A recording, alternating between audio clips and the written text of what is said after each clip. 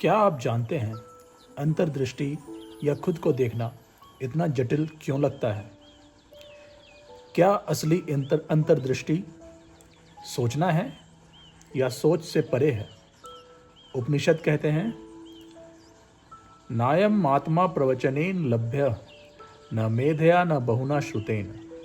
यह आत्मा न तो भाषण से, न बुद्धि से, न बहुत पढ़ाई से प्राप्त होती है, बल्कि उसी को मिलती है जो उसे सच में चाहता है। सोच से परे देखिए। इनसाइट के रहस्य में उतरने के लिए वीडियो को पूरा देखिए। चैनल को सब्सक्राइब कीजिए, वीडियोस को लाइक और शेयर भी कीजिए। धन्यवाद। नमस्कार दोस्तों, स्वागत है आप सबका। अभी तक जो हम बात कर रहे हैं इस वीडियो में हम प्रयास करते हैं उसे थोड़ा सरल ढंग से प्रस्तुत करने का या सिंप्लीफाई करने का। तो पिछले वीडियो में हमने बात की थी इनसाइट की, अंतर्दृष्टि की, और ये इनसाइट या अंतर्दृष्टि किस चीज की है। और जब हम अंतर्दृष्टि कह रहे हैं दोस्तों, तो हम एक एक चीज जो हमने बात की उसको हम सरल ढंग से समझने का प्रयास करते हैं। तो जब हम दृष्टि कहते हैं तो हमारा क्या मतलब होता है? देखना। मैं इस मोबाइल को देख रहा हूं, अगर आप ये वीडियो देख रहे हैं तो आप वीडियो के जरिए मुझे देख रहे हैं और आप बाहर की चीजों को देख रहे हैं जो साकार वस्तुएं हैं या जो भी साकार है, जो लाइट को ऑब्स्ट्रक्ट कर रही है। साइंटिफिकली हम क्या कहते हैं कि लाइट किसी फिजिकल ऑब्जेक्ट पर पड़ती है और फिर वहां से रिफ्लेक्ट होके मेरी आंखों के अंदर रेटिना में उसका इमेज फॉर्मेशन होता है और इसी प्रक्रिया से मैं चीज़ों को देख पाता हूँ। तो जब मैं बाहरी दृष्टिकोण की बात करता हूँ तो हर चीज़ मुझे दिखाई देती है, जो भौतिक चीज़ है, जो फिजिकल मैटर है, वो मुझे दिखाई देता है। और यही दृष्टि जब इनवर्ड हो या अंदर हो, तो जब हम इनवर्ड या अंतर्दृष्टि की बात कर रहे हैं तो वहां कोई फिजिकल चीज नहीं है जिसे हम देख रहे हैं। ये जो अंतर्दृष्टि है ये किसी फिजिकल चीज को नहीं देख रही, लेकिन चीजों को समझ रही है, चीजों को तार्किकता से देख रही है। और तार्किकता का भी, या रैशनैलिटी, जब हम बार बार रैशनैलिटी शब्द का प्रयोग कर रहे हैं और हमने ये कहा भी कि बाहरी कामों में तो हम रैशनल हैं लेकिन इनवर्डली हम इरैशनल हैं, तो उसका मतलब क्या हुआ? जब हम रैशनैलिटी कहते हैं या तार्किकता कहते हैं तो उसका क्या मतलब हुआ? देखें, अगर हम कोई भी काम करते हैं, माना जाए कि अगर आप बहुत अच्छी ड्राइंग करते हैं, आप पेंटर हैं, तो जो भी आप आकृति बनाने वाले हैं उसका चित्रण तो आपके दिमाग में पहले ही स्पष्ट होता है कि आपको ये चित्र बनाना है। फिर आप उसे क्रियान्वित करते हैं, आप उसे बनाते हैं। उस बनाने के क्रम में एक अवधि है, लेकिन आपको जो बनाना है वो तो सीधे आपके दिमाग में है। इसी तरह अगर आप सिलाई का काम करते हैं तो जो कपड़ा बनाना है उसका तो एक चित्र आपके दिमाग में पहले से है, लेकिन उसको बनाने का जो मेथड है, उस मेथड में अवधि लगती है और फिर आप वो कपड़ा बनाते हैं। तो पहले एक आप उसे भी हम कहें कि वो एक इंसाइट पहले से होती है हमें, कि हमें जो चीज़ अभी हम समझने का प्रयास कर रहे हैं, जो बाहरी काम हम करते हैं, उस हिसाब से कि जो भी हम काम करते हैं उसका एक इमेज या एक इंसाइट कि ये ऐसा होना है, वो पहले से मेरे दिमाग में होता है। और फिर उस चीज़ को क्रिएट करने के लिए जो मैं मेथड यूज़ करता हूँ, उस मेथड में मुझे पता होता है कि मुझे पहले ये काम करना है, फिर ये काम करना है।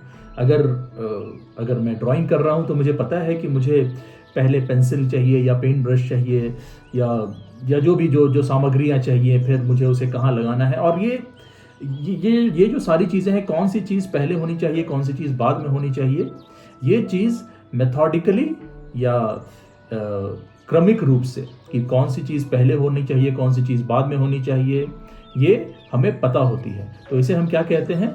लॉजिकल सीक्वेंसिंग कह लें या हम इसे प्योर लॉजिक ही कह लें। इसे ही हम तार्किकता कह रहे हैं। हम बाहर के काम सही तभी कर पाते हैं जब हम उसे लॉजिकली करते हैं। हमें पता होता है कि कौन सा स्टेप पहले होगा और कौन सा स्टेप उसके बाद होगा, कौन सा स्टेप उसके बाद होगा।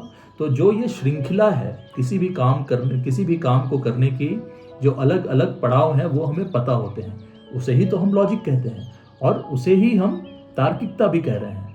तो हम क्लियरली देखते हैं कि जो हमारे रेगुलर काम हैं, जो भी काम में हम हों, और वो किसी भी तरह का काम हो, या गाड़ी चलाना हो, या कपड़े पहनना हो, या जो आपके ऑफिस के काम हैं, आपके घर के काम हैं, हर वो काम जो हम बाहर करते हैं उसकी हमें नॉलेज है और हमें पता है कि उस काम को करने के लिए पहले कौन सा स्टेप है, नेक्स्ट कौन सा स्टेप है। तो वहां पे हम ये लॉजिक क्लियर देखते हैं। तो हम इसी तरह की तार्किकता की बात अंतर्दृष्टि के साथ भी कर रहे हैं। तो जब भी हम कहते हैं कि हम इर्रेशनल हैं या हम अतार्किक हैं आंतरिक रूप से, तो वो हम क्यों कहते हैं? क्योंकि अगर हम मिजरी में हैं, अगर हम दयनीय अवस्था में हैं, हम पीड़ा में हैं, तो वो तार्किक कैसे हुआ? लॉजिकल तो नहीं है। अगर मेरे पास सारे संसाधन हैं, मुझे रोजमर्रा की जरूरतों के लिए जंग पे नहीं जाना, तो फिर मेरा व्यथित रहना या पीड़ित रहना तार्किक नहीं है। हम सब जानते हैं कि हम में से ऐसा कौन है जो ये नहीं जानता कि हम 200 साल नहीं जीने वाले? हम सब ये जानते हैं, लेकिन फिर भी मृत्यु से स्वाभाविक भय है। स्वाभाविक रूप से हमें अपने प्रियजनों से भी लगाव है। हमें ये भी पता है कि मृत्यु अटल सत्य है हर चीज के लिए, हर व्यक्ति के लिए, लेकिन फिर भी वो भय है। तो अगर हम सिर्फ तार्किकता के तुला पर इसे देखें तो ये तार्किक तो कहीं नहीं है,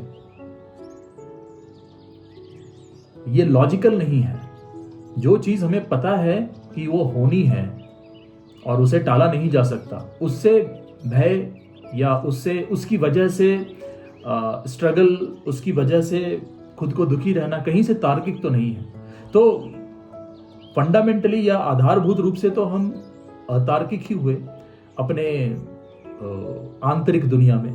जब हम आंतरिक दुनिया कहते हैं तो मतलब हम जिस तरह का अनुभव करते हैं, हम जिस तरह का फील करते हैं, तो वहां तो हम अतार्किक ही हुए।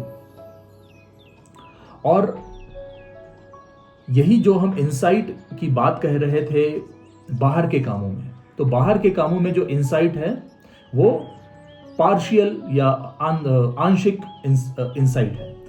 जब मैं इंसाइट कह रहा हूं तो मतलब जो भी काम मुझे करना है वो अभी आकार में नहीं आई है, वो मेरे मेंटल दिमाग में है और मैंने उस काम का एक मेंटल इमेज बनाया है। जैसे मुझे जो, मान लीजिए कि मुझे खाना ही बनाना है, तो एक इमेज मेरे दिमाग में है कि मेरे भोजन में ये व्यंजन होंगे। वो अभी बना नहीं है, तो वो भी साकार रूप में नहीं आया है, लेकिन वो मेरे मेंटल इमेज में है। तो उसे हम क्या कह रहे हैं? पार्शियल इंसाइट या आंशिक दृष्टि या आंशिक अंतर्दृष्टि भी कह लें। उसे अंतर्दृष्टि ना कहें, हम बाहरी दृष्टि ही कहें, क्योंकि ये बाहर के काम है। तो वो पार्शियल है, वो पूर्ण नहीं है। क्योंकि मैं एक टाइम में एक ही बाहरी काम कर सकता हूं। मैं सारे के सारे काम एक ही टाइम पे तो नहीं कर सकता। मैं एक ही टाइम पे खाना नहीं बना सकता। मैं एक ही टाइम पे बस पे नहीं अपने ऑफिस ट्रैवल कर सकता। मुझे पता है मुझे एक काम के बाद दूसरे काम करना है। बाहरी दुनिया में तो काम ऐसे ही होते हैं। लेकिन क्या ये रूल आंतरिक रूप से अपनी भावनाओं को देखने में भी अप्लाई होता है? क्या मैं ऐसे खुद को देखूं कि अच्छा ये टाइम मेरे गुस्सा होने का है, ये टाइम मेरे खुश रहने का है, ये टाइम मेरे वापस पीड़ा में जाने का है, ये टाइम मेरे एंजाइटी का है? क्या मैं ऐसे देख सकता हूं अपने आंतरिक अनुभव को? ये हम सब जानते हैं, हास्यास्पद सी बात है, ये हंसने वाली बात है। मैं टाइम बना के गुस्सा नहीं होता, मैं टाइम बना के खुश नहीं होता। वो क्या है?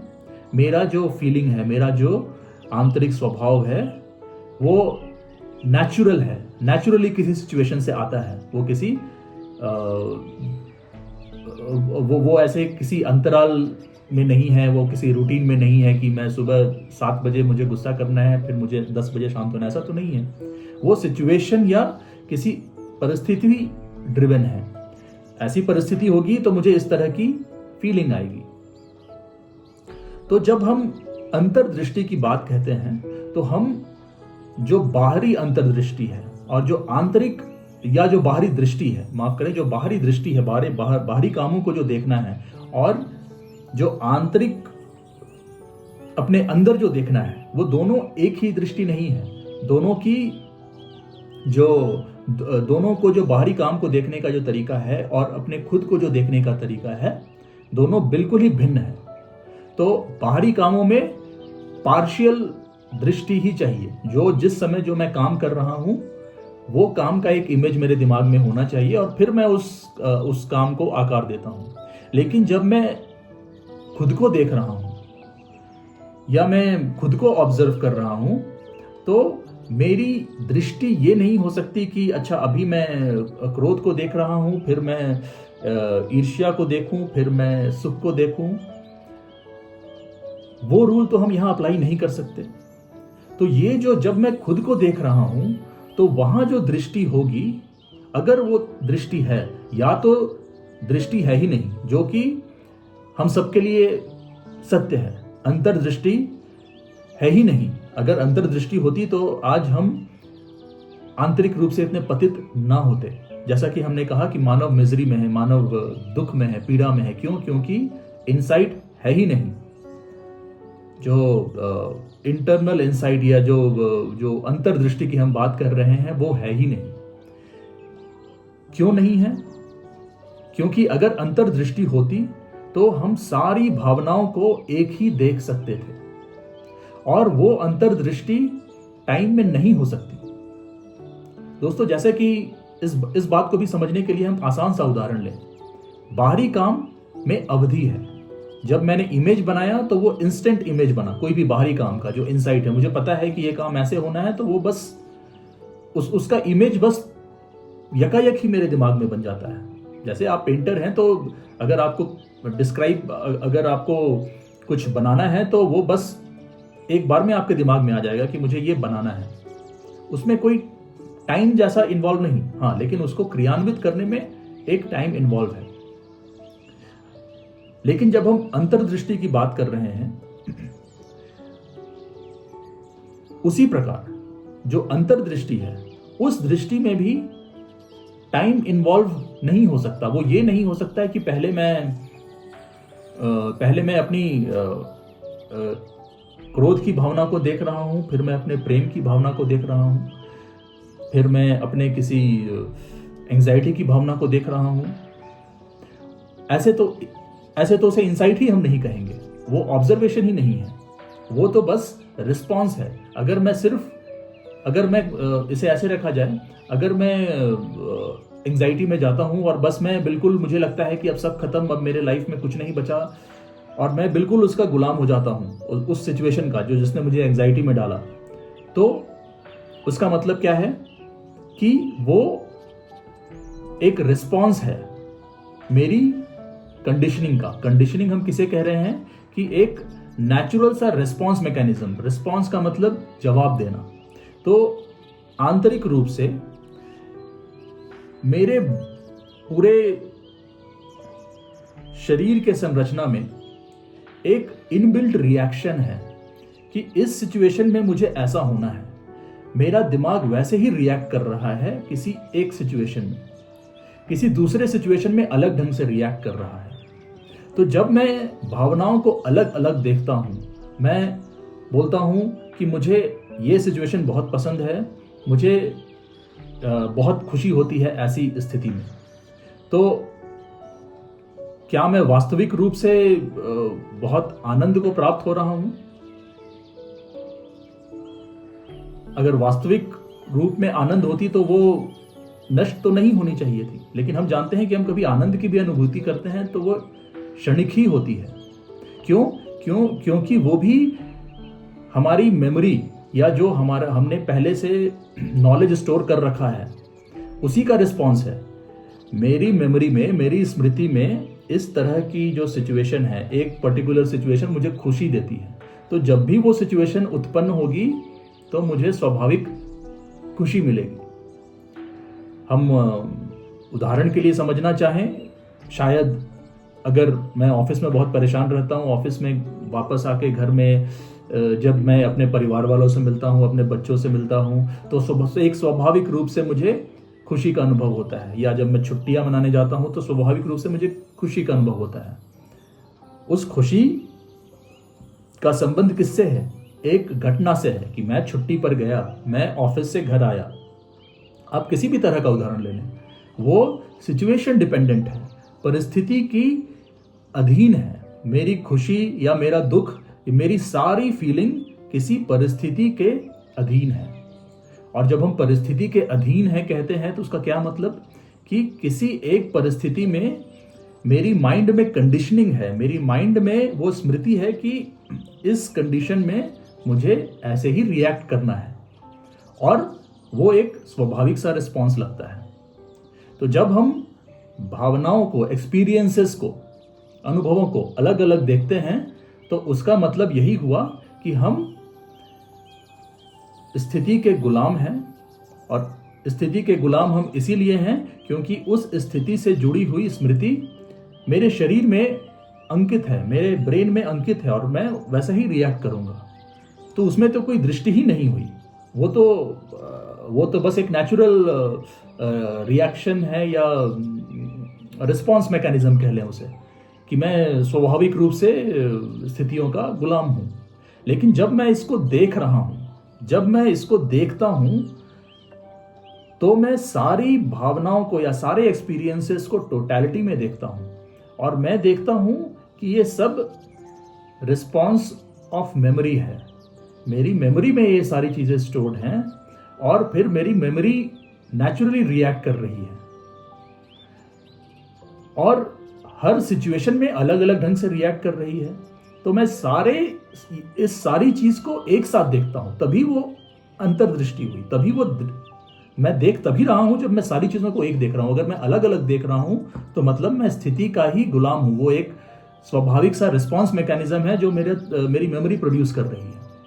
लेकिन जब वो अंतर्दृष्टि जिसे हम कह रहे हैं, जब हम कह रहे हैं कि टोटल इनसाइट हो गया, मतलब ये सारी चीजों को मैं देख रहा हूं, और जब ये सारी चीजों को मैं देख लिया तो क्या उसका स्वाभाविक अंत नहीं है? मैं जब सारी चीजों को देखता हूं तो मैं क्या पाता हूं कि हर सिचुएशन में मेरा रिएक्शन अलग है। मेरा रिएक्शन अलग क्यों है? क्योंकि एक अलग ढंग की स्मृति उस सिचुएशन से जुड़ी है। मैं अपने परिवार से, अपने प्रियजनों से ज़्यादा क्लोज हूँ, दूसरों से उतना ज़्यादा क्लोज नहीं हूँ। तो मेरी जो करुणा है, मेरी जो प्रेम की भावना है, वो किसी रैंडम व्यक्ति के लिए जिसे मैं नहीं जानता मैं वैसा नहीं फील करता। लेकिन जो मेरा बिल्कुल निकटतम है उसके लिए मैं ज़्यादा प्रेम अनुभव करता हूँ, उसके लिए मैं ज़्यादा करने को तैयार रहता हूँ। वही किसी दूसरे व्यक्ति के लिए मैं तैयार नहीं रहता। तो जिसे मैं करुणा भी कहता हूँ, वो करुणा भी लोकलाइज्ड है, वो मेरे प्रियजनों तक सीमित है, वो वहाँ तक नहीं है जिससे मेरा कोई संबंध मैं नहीं समझता। मैं दूसरों के लिए उतना चिंतित नहीं रहता। और बाकी हम निरीह पशुओं की बात करें, पेड़ों की बात करें, तो उनसे तो हमारा कोई, हर तरह से हम उनसे कट चुके हैं। किसी पेड़ को बस यूं ही काट देने में हमें कुछ भी नहीं लगता। तो जिसे हम करुणा कहते हैं, वास्तविकता में वो मोह है। हम मोह मत भी, वो क्या, वो अटैचमेंट है, एक स्वाभाविक अटैचमेंट है कि मैं एक अटैचमेंट फील करता हूं जिनके साथ मैं रहा हूं, या जो मैं किसी तरह से मुझसे जुड़े हुए हैं। क्योंकि वो जुड़े हुए हैं तो वो अटैचमेंट है। तो उनके लिए जो मैं फील करता हूं, उनके लिए जो मैं इनसिक्योरिटी फील करता हूं, या मैं उनके लिए जो फील करता हूं, उसे मैंने करुणा का नाम दे रखा है, उसे मैंने प्रेम का नाम दे रखा है, जो वास्तविकता में अटैचमेंट है। तो जब ये इनसाइट मैं एक्सरसाइज कर रहा हूं तो मैं ये सारी चीजों को देख रहा हूं, और ये इनसाइट मुझे सब कुछ दिखा रही है। ये सब क्यों हुआ? स्वाभाविक रूप से क्यों मैं किसी अपने संबंधी से अटैच्ड हूं, दूसरों से कम अटैच्ड हूं, या दूसरों से अटैच्ड ही नहीं हूं? मुझे इसमें पूरा मानव समाज दिखाई देता है। मुझे पूरे मानव समाज का जो इवोल्यूशन है, जो ट्रांसफॉर्मेशन है, वो दिखाई देता है। मुझे दिखाई देता है कि जब ये शरीर विकसित हुआ, हम ये देखते हैं, और आज तो हम ये साइंटिफिकली जानते हैं कि हम ऐसे तो नहीं टपके, आसमान से तो नहीं टपके। हम ये जो शरीर है, ये शरीर ने इवॉल्व किया है।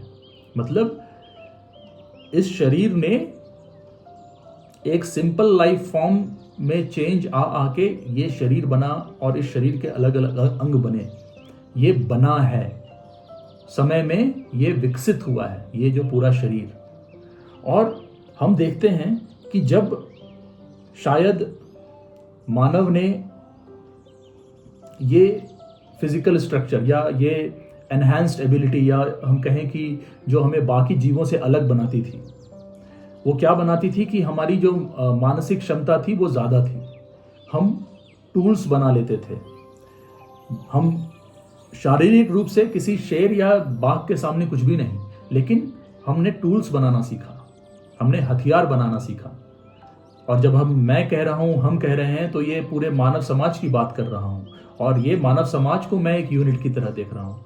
मैंने वो टूल बनाना सीखा, उस टूल से मैंने जानवरों से अलग रहना सीखा। फिर मैंने आग बनाना सीखा, आग से मैंने जानवरों को भगाना सीखा। तो जो मेरी पहली इनसिक्योरिटी थी, उस पर मैंने विजय पाली। किसकी वजह से? क्योंकि मेरे दिमाग में वो क्षमता थी कि मैं टूल बना पाया, मैं आग का विकास कर पाया। फिर बारिश से बचाने के लिए मैं अपने लिए आवास बना पाया। मैं जो मिट्टी थी, मिट्टी से मैं एक घर बना पाया।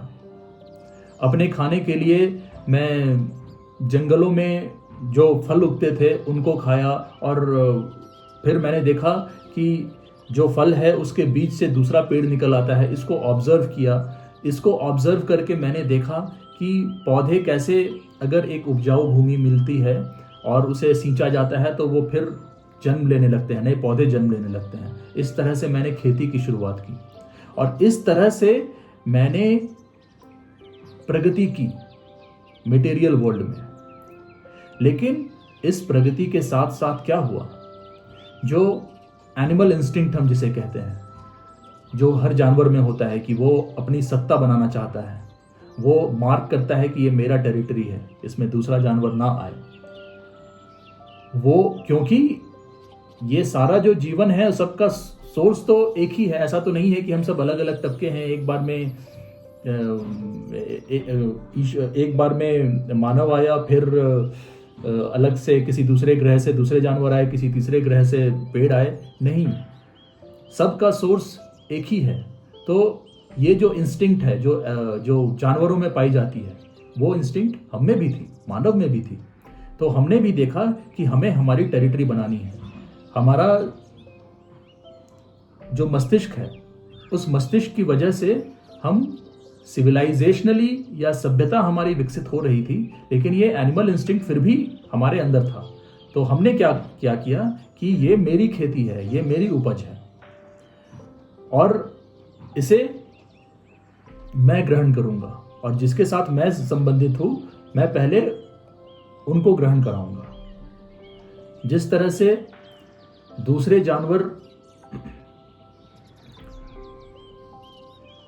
हर काम में, या शिकार हो या प्रजनन हो, वो कंपीट करते हैं।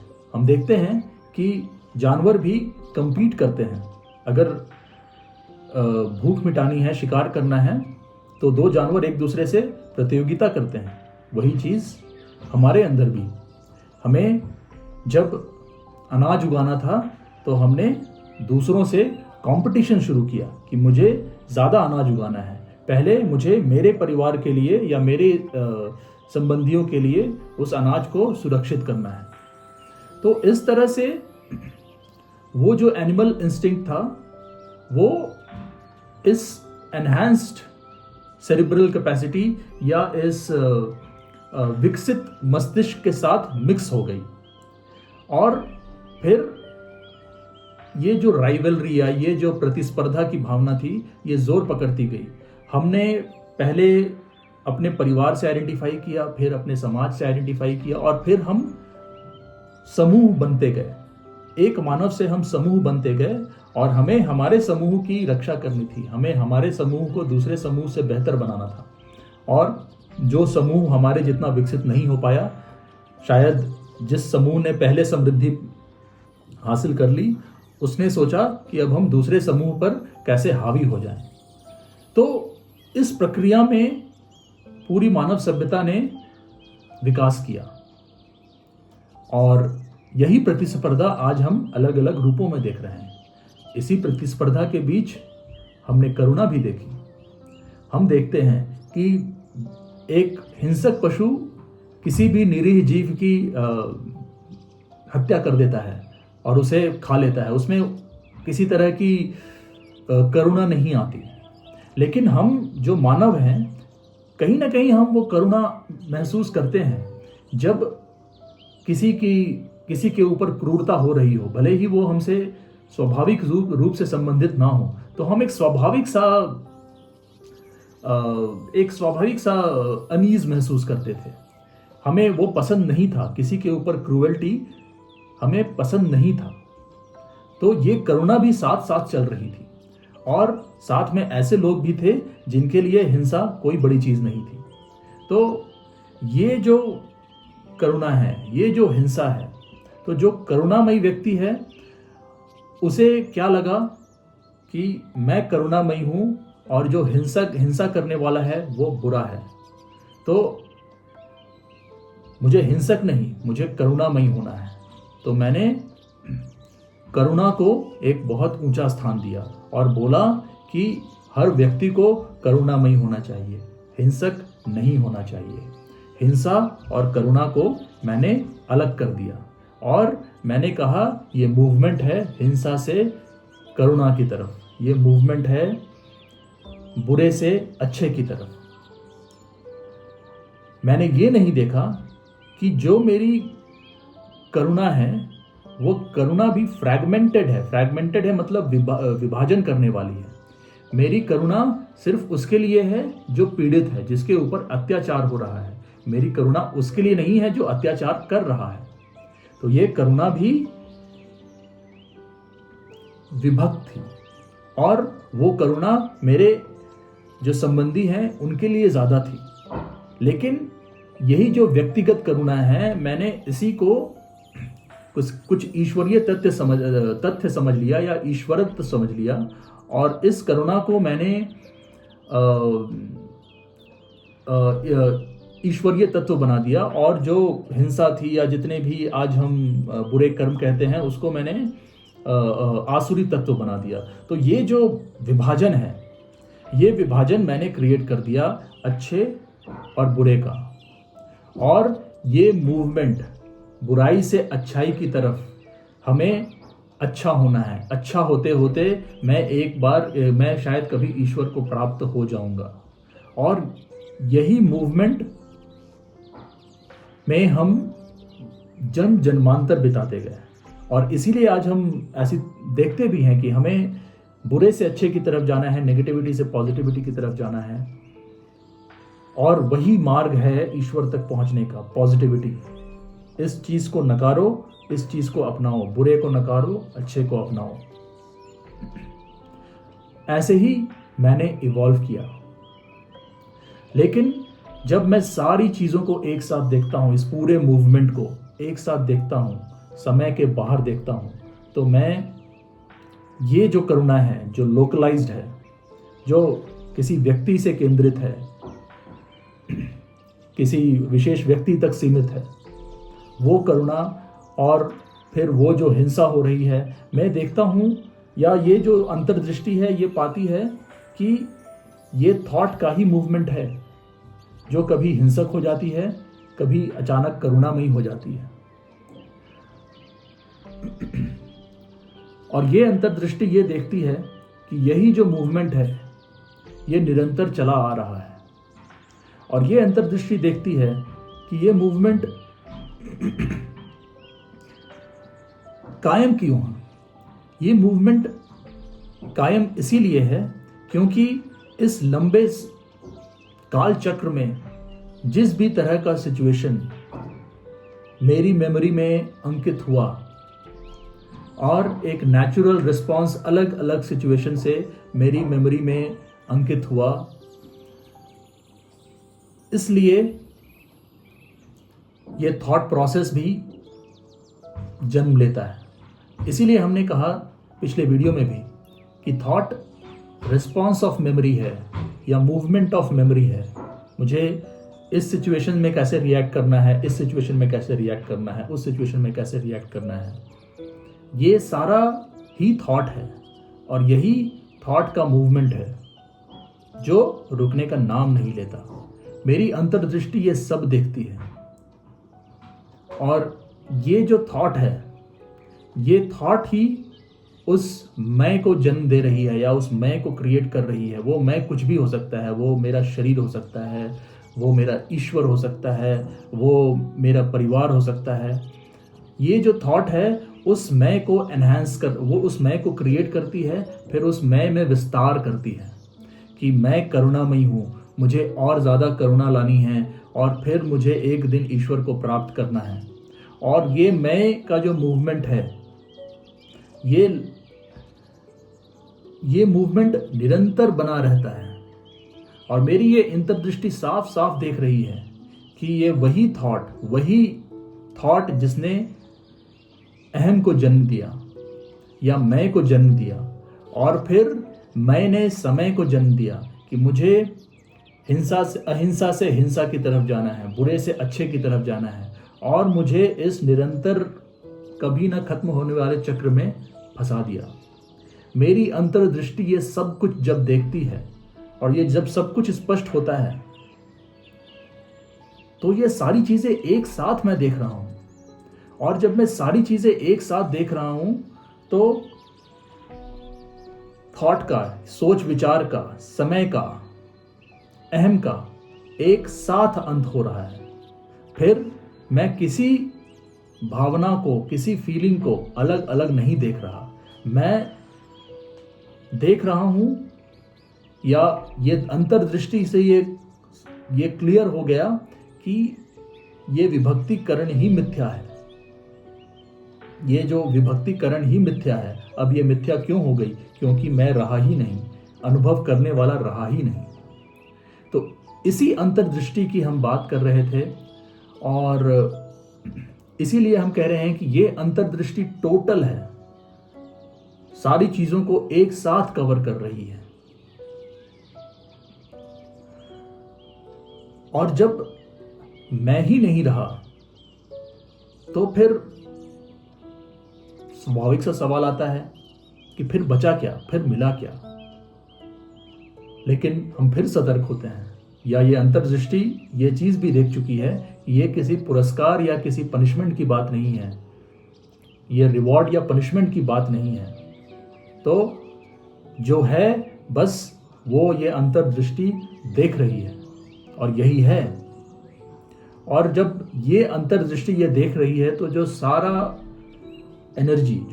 एनर्जी इस मूवमेंट में वेस्ट हो रही थी, एक अनुभव से दूसरे अनुभव तक जाने में, वो सारी एनर्जी अब कंजर्व हो गई, वो सारी एनर्जी बच गई। तो मैं के अंत के साथ ही या इस अहम के अंत के साथ ही वो इनफाइनाइट सोर्स ऑफ एनर्जी उपलब्ध है। कभी न खत्म होने वाली एनर्जी, ऊर्जा उपलब्ध है सिर्फ इस अंतर्दृष्टि से। और इसे ही हम एनर्जी ऑफ एम्प्टीनेस या एनर्जी ऑफ साइलेंस कह रहे हैं। तो दोस्तों, यहां तक पहुंचने के बाद और जितनी सरलता से एक्सप्रेस मेरे से हो सका मैंने करने का प्रयास किया। अब सवाल उठता है कि यहां तक पहुंचने के बाद इससे आगे क्या? इससे आगे की यात्रा हम अपने अगले वीडियोस में करेंगे। कमेंट करके ज़रूर बताएं कि वीडियो में जो बताना चाहा क्या वो कम्युनिकेट हो पाया, क्या वो तार्किक लगा, कुछ अतार्किक लगे तो वो भी ज़रूर कमेंट्स में एक्सप्रेस करें। धन्यवाद दोस्तों, अगले वीडियो में मिलते हैं।